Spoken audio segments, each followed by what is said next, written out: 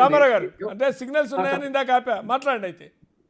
ఎవరికి వాళ్ళకి షాపులు ఏదైతే ఉన్నాయో సొంతంగా ఏర్పాటు చేసుకుంటే డిజిటల్ పేమెంట్ చేసుకోవడానికి అకౌంటబిలిటీ అన్ని చేసుకోవాలి. ఏది బ్యాంక్ అకౌంట్ చేసుకుని డిజిటల్ పేమెంట్ చేయాలి. ఆ కనీసం నాలెడ్జ్ కూడా లేకుండా వీళ్ళు విమర్శలు చేస్తున్నారు.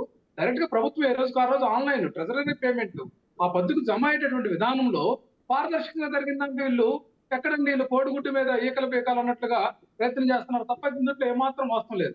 మనం చూసాం ఫైబర్ నెట్ విషయంలో కూడా ఏది మూలాలు ఎక్కడికి వెళ్తున్నాయి అంటే నేరుగా చంద్రబాబు నాయుడు గారు లోకేష్ గారి దగ్గరికి వెళ్తున్నాయి. దానికోసం జీవిరెడ్డి గారిని బలి తీసుకున్నారు. నేనేమంటున్నానంటే ఈ లిక్కర్ స్కామ్ లో కూడా ఖచ్చితంగా చంద్రబాబు నాయుడు గారి పాత్ర ఉంది.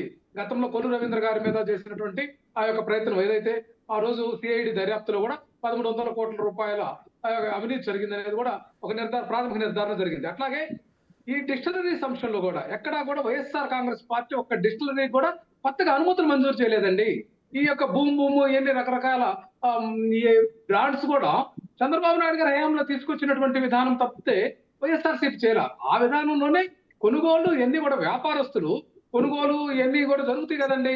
ఏదైతే డిస్టిలరీస్ ఏదైతే స్టేట్ సంబంధించినటువంటి అబ్కారీ శాఖకు విక్రయాలు చేసుకునేటువంటి విధానం ఉంటుంది. ఢిల్లీ స్కామ్ కి దీనికి ముడి పెడతారే. ఢిల్లీ స్కామ్ లో ఎవరెవరున్నారు తెలుసు కదా, మీ పార్టీలో చేరినారు కొంతమంది. ఇవన్నీ కూడా మేము మాట్లాడలే. ఇప్పుడు నేనేమంటున్నానంటే వీళ్ళేదో సచ్చిలూరు లాగా ఇవన్నీ కూడా రాజకీయాల్లో ఆరోపణలు రావడం సహజం. ప్రాథమికంగా నిర్ధారణ కాకుండా వీళ్ళన్నీ పూసి తమ సొంత మీడియాలో ఎల్లో మీడియాలో కళ్ళ కట్టినట్లుగా ఏదో జరిగిపోయినట్లుగా భ్రమలు కల్పించారు. ఇది ఒక ఇష్యూ కాదండి. ఇష్యూ చూసాము, అప్పుడు అట్లాగే చేశారు కదా స్కిల్ డెవలప్మెంట్. మీరు కూడా నిర్ధారణ కాకముందే అయిపోయింది, ఇంకా ఘోరాలు నేరాలు జరిగిపోయినాయని అన్నారని వాళ్ళు ఇప్పుడు మీ లిక్కర్ స్కామ్లో కూడా ఘోరాలు నేరాలు జరిగినాయి అంటున్నారు. సరే, అది ఆ ప్రోగ్రామ్ ఎత్తేసారు కానీ ఒక ఛానల్ ఆ ప్రోగ్రామ్ ఉండేది కానీ అది ఎత్తేసారు. కానీ ఇప్పుడు ఆంధ్రప్రదేశ్లో ఘోరాలు నేరాలని సీరియల్ నడుస్తుంది అంటున్నా. చిన్న సబ్మిషన్ ఏంటంటే స్కిల్ డెవలప్మెంట్ కేసులు కనుక మనం పరిశీలిస్తే ఇది కేంద్ర ప్రభుత్వ నిఘా సంస్థలు, కేంద్ర ప్రభుత్వ దర్యాప్తు సంస్థలు అందులో ఇన్వాల్వ్ అయ్యి ఇక్కడ జరిగిందని నిర్ధారించి వాళ్ళు తీసుకున్నటువంటి యాక్షన్ తప్పితే స్టేట్ గవర్నమెంట్ కోఆపరేట్ చేసింది అనేది గమనించాలండి. ఈడీ కూడా చంద్రబాబు నాయుడు గారికి ఆస్తులు కూడా ఈ కేసులో ప్రాథమికంగా అటాచ్ చేయాలని చెప్పేసి ఆ ప్రయత్నం చేసింది కదండి. నేనేమంటున్నానంటే వైఎస్ఆర్సీపీ ఏ రోజు కూడా అనవసరంగా ఇట్లాంటి కేసులు బిలేం చేయలేదు. ఏదైనా నిరాధారమైనటువంటి అంశాల్లో వీళ్ళు ఇప్పుడు ఫెయిల్ అయ్యారు కదండి. చెకీ మీద రమ్మనండి, లేకపోతే ఏపీ ఫైబర్ నెట్ మీద రమ్మనండి, టెరాసాఫ్ట్ కి ఇచ్చి ఆ యొక్క నాసిరకం సెటప్ బాక్సులు అన్ని కూడా చేసింది కూడా అదంతా కూడా స్కామ్ అంతా కూడా ఉంది. ఇదంతా కూడా జరిగింది. దాంట్లో కూడా ఇవన్నీ కనుక నిజంగా కక్షపూరితమైనటువంటి విధానంలో జగన్మోహన్ రెడ్డి గారు, మా నాయకుడు జగన్మోహన్ రెడ్డి గారు కనుక ఆ విధానం తీసుకొస్తే వీళ్ళు అసలు పర్మనెంట్ గా జైల్లో ఉండే పరిస్థితి ఉందండి.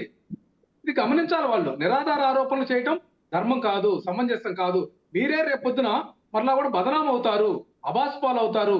ఈ యొక్క ఏదైందంటే ఈ గవర్నమెంట్ ఏం తీసుకుందంటే ప్రతి ఒక్కరిని భయభ్రాంతులకు గురి చేసి తమ యొక్క లోపాయకారిగా తమ యొక్క ఆదాయ వనరులను పెంచుకోవాలి, తమ వ్యాపారాలు చూసుకోవాలి, తమ నాయకులకు ఆస్తులు కూడబెట్టాలి, ధనార్జన చేయాలనేటువంటి లక్ష్యంతో చేస్తున్నారు. కానీ ప్రజల యొక్క ఆలోచన విధానం కానీ ప్రజాధనాన్ని రక్షించాలని కానీ ప్రజాధనానికి భవిష్యత్తులో ఖచ్చితంగా వీళ్ళందరూ కూడా ఇప్పుడు రాజధానిలో కూడా చాలా మతలబులండి. ఏది అన్ని కూడా టెంపరీ సంబంధించినటువంటి చేసేయమని చెప్పేసి చెప్తా ఉన్నారు. టెంపరీ నిర్మాణాలు ఇవన్నీ కూడా ప్రజాధనము డ్యూటీ చేయడం, ప్రజాధనాన్ని అనవసరంగా ఖర్చు చేసి ప్రజాధనాన్ని ఇబ్బందికరంగా వీళ్ళు అవినీతి పరంగా వాళ్ళ సొంత కాంట్రాక్టర్లు దోచిపెట్టాలని ప్రయత్నం చేస్తున్నారు. ఇది కూడా బెదిరింపులు అనమాట. వైఎస్ఆర్సీపీకి లేకపోతే వీళ్ళకి అనుబంధంగా ఉండేటటువంటి సంస్థల్ని బెదిరించి తమ అనుయాయులుగా మార్చుకోవడానికి మనం చూస్తున్నాం కదండి. గతంలో పట్టిసీమ, ఈ రోజు కూడా మెగా, నవయుగ ఈ కంపెనీలన్నీ కూడా ఇలా జేబ్ కంపెనీలు ఏ గవర్నమెంట్ లో ఉన్న చేసి వాటిని తమ వైపు తిప్పుకొని వాళ్ళు బ్లాక్ మెయిల్ చేసేటటువంటి విధానం తప్పితే మరొకటి కాదని నేనైతే ఘంటాపదంగా చెప్పగలను. రైట్, ఒక చిన్న బ్రేక్ తీసుకొని గఫూర్ గారి రియాక్షన్ తీసుకుంటాం.